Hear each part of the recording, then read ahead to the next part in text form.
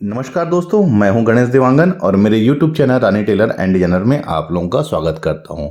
इस वीडियो में मैं आप लोगों को शोल्डर गिरने का जो मुख्य कारण होता है, देखिए कुछ और भी कारण होते हैं शोल्डर उतरने का, लेकिन जो दो मुख्य कारण होता है शोल्डर क्यों उतरता है, उसमें से मैं दो मुख्य कारण को आज अपने इस वीडियो में पूरी डिटेल से आप लोगों को बताऊंगा। तो आप लोग इस वीडियो को कंटिन्यू और पूरा देखें। साथ ही अगर आप लोग मेरे चैनल में नए हैं या मेरी वीडियो को पसंद करते हैं तो मेरे चैनल को सब्सक्राइब करके बेल आइकन के बटन को दबाएं, जिससे कि मेरी वीडियो की फर्स्ट नोटिफिकेशन आपको मिल सके। देखिए दोस्तों, मैंने इसमें 4 डॉट ब्लाउज को स्टिच कर लिया हुआ है।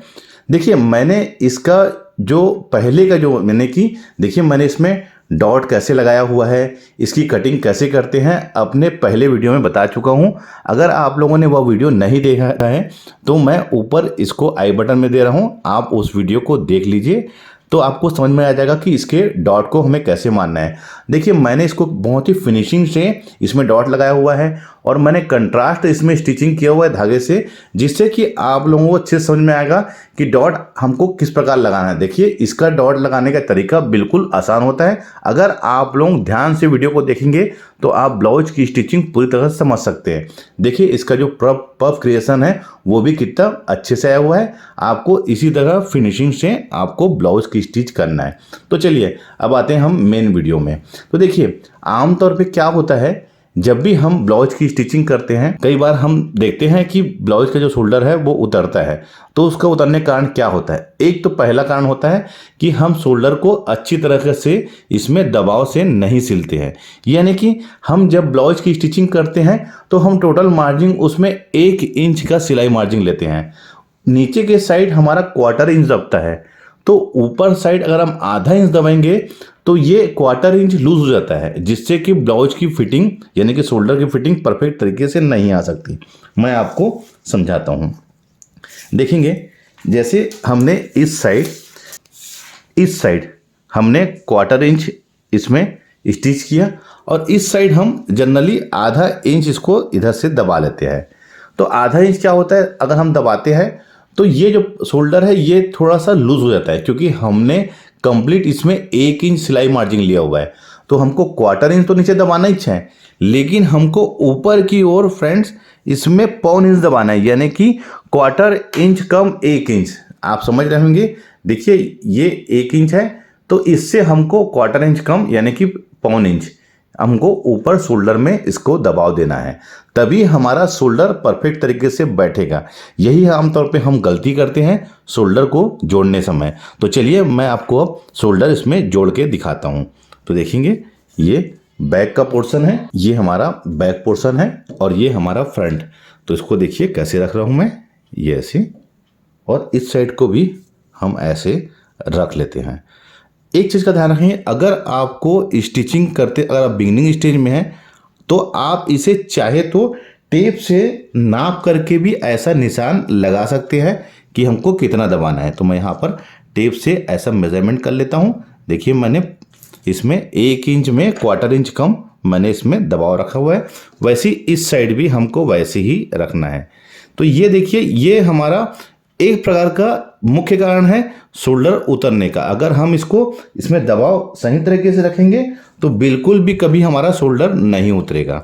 ऐसे आप निशान लगा लीजिए और इसको सीधा ऐसे खींच लीजिए, तो स्टिच करने में आपको कोई भी परेशानी नहीं होगी। ये चलो अब इसको मैं स्टिच कर लेता हूँ।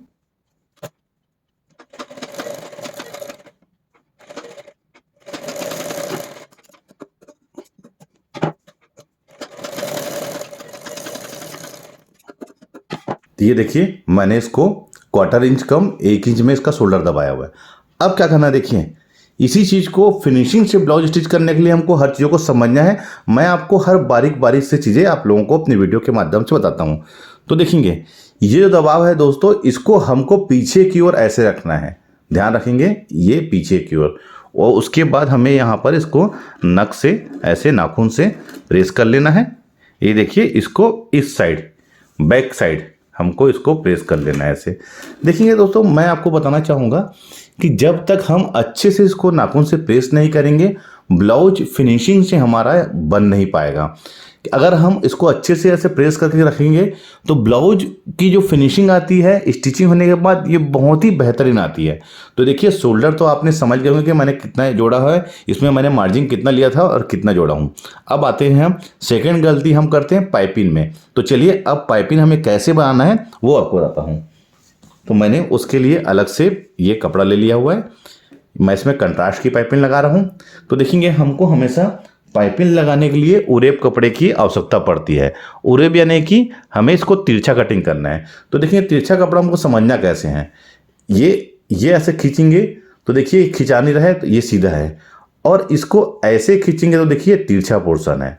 यानी कि हमको कटिंग ऐसे नहीं करना है, हमको ऐसे करना है तिरछे में, ध्यान रखेंगे। और पाइपिंग की जब भी हम इसमें पट्टी कटिंग करेंगे तो वो पट्टी हमारी 1 इंच की होनी चाहिए। तो चलिए मैं इसको कट कर लेता हूं।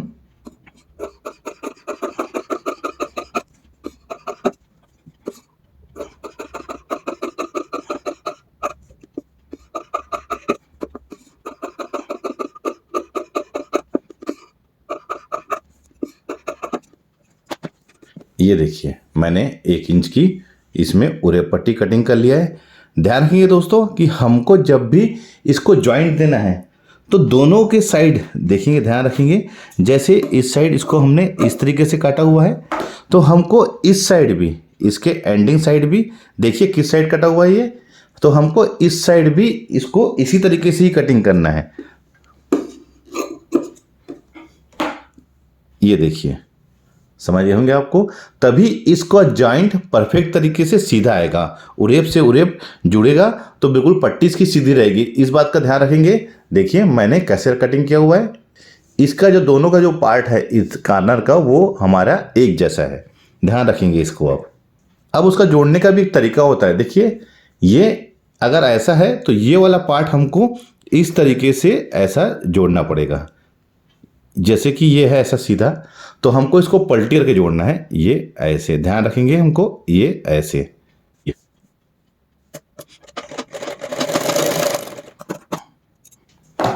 उसके बाद इसको हमको दोनों जॉइंट को अलग अलग ऐसे इसको भी ऐसा प्रेस कर लेना है, जिससे क्या है जॉइंट जहाँ पर भी आएगा तो वहाँ पर गठान नहीं आएगा। देखिए हमने 1 इंच का बिल्कुल पट्टी बना लिया है। अब हम इसे ज्वाइंट करेंगे। ये हमारा ब्लाउज का पार्ट है। एक चीज़ का और ध्यान रखेंगे आप लोग दोस्तों कि जब भी हम ब्लाउज की पाइपिंग बनाना है तो हमको शोल्डर जोड़ने के बाद ही पाइपिंग लगाना है। कई लोग क्या करते हैं, मैं देखता हूँ ब्लाउज को पूरा कंप्लीटली स्टिच कर लेते हैं, उसके बाद गले में पाइपिंग लगाते हैं, तो उसमें आप लोगों को पाइपिंग लगाने में बहुत परेशानी होगी। तो आप हमेशा शोल्डर जोड़ने के बाद ब्लाउज को पाइपिंग लगाइए। ये बहुत सिस्टम से एक तरीका होता है, आपको ब्लाउज ऐसे ही स्टेप बाय स्टेप सिलना है। ऐसा नहीं है आपको कि पहले आप फिटिंग कर लीजिए, अस्तीन लगा लीजिए, उसके बाद पाइपिंग लगाइए, तो बिल्कुल ऐसा ना करें। आप हमेशा ब्लाउज को सामने का पार्ट बनाने के बाद आप शोल्डर जोड़िए, शोल्डर जोड़ने के बाद ही आप पाइपिंग लगाइए।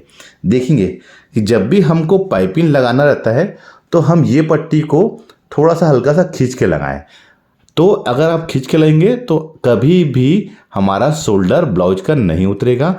एक चीज़ को और ध्यान रखेंगे, देखिए हमने शोल्डर यहाँ पर जॉइंट है यहाँ पर, तो हमको करीब करीब 2 से 3 इंच इस साइड और 2 से 3 इस साइड, इस पार्ट में जहाँ पर शोल्डर रहता है उस पार्ट में हमको पाइपिंग थोड़ा सा ज़्यादा खींचना है, तभी शोल्डर में अच्छे से पकड़ रहेगा। ध्यान रखेंगे कि इतने पार्ट में हमको ब्लाउज पाइपिंग की पट्टी को, ये वाली पट्टी को थोड़ा ज़्यादा खींचना रहेगा, एकदम ज़्यादा नहीं खींचना है, लेकिन बाकी की तरफ से इतने पार्ट में हमको थोड़ा ज़्यादा इसको खींच के लगाना है। तो चलिए अब हम इसकी पट्टी को इसमें ज्वाइन कर लेते हैं।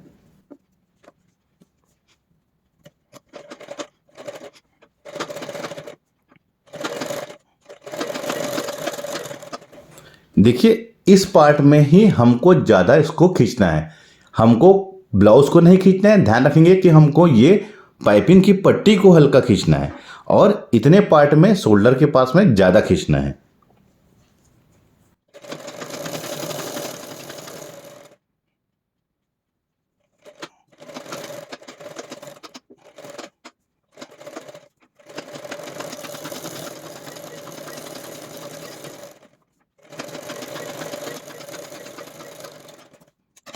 देखिए हमने इसको कितना इसको स्टिच में मार्जिन लिया हुआ है। ये देखिए हमको इतना ही हमेशा शोल्डर में पट्टी में जब भी पाइपिंग लगाए तो हमको इतनी मार्जिन लेनी है।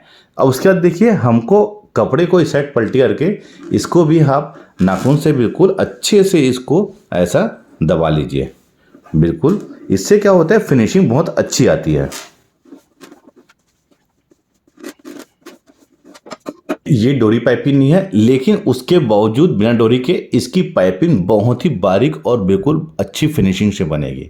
देखेंगे हमें क्या करना है, बस इसको देखिए ऐसे डबल फोल्ड, एक फोल्ड कर लेना है ऐसे। उसके बाद इसी को यहाँ पर से ऐसे डबल फोल्ड कर लेना है और उसके बाद हमको स्टिच कहाँ करना है, ये ब्लू कपड़ा और पिंक कपड़े के बीचों बीच, यानी कि ना स्टिच पिंक कपड़े में आना चाहिए और ना स्टिच ब्लू कपड़े में आना चाहिए। यानी कि जहाँ पर ये कपड़ा हमारा ज्वाइंट हुआ है बिल्कुल उसी में ही हमारी सिलाई चलनी चाहिए, तब पाइपिंग बिल्कुल अच्छी फिनिशिंग से बन पाएगी। देखेंगे इसको पहले आप ऐसा मोड़ लीजिए, उसके बाद ऐसा एक फोल्ड, उसके बाद इसको ऐसा डबल फोल्ड कर लेंगे। ध्यान रखेंगे इस बात का कि हमको जब इसको स्टिच करेंगे तो हमको देखते हुए चलना है कि अंदर से पोर्शन का कपड़ा हमारा बाहर तो नहीं निकल गया है। बिल्कुल हमको बीचों बीच ही इसमें स्टिच लगाना है। ये देखिए ये ऐसे, उसके बाद इसको एक फोल्ड और कर लेना है और बिल्कुल बारीक से इसकी पाइपिंग बनेगी। दोस्तों मैं आपको पाइपिंग बना के दिखाता हूँ।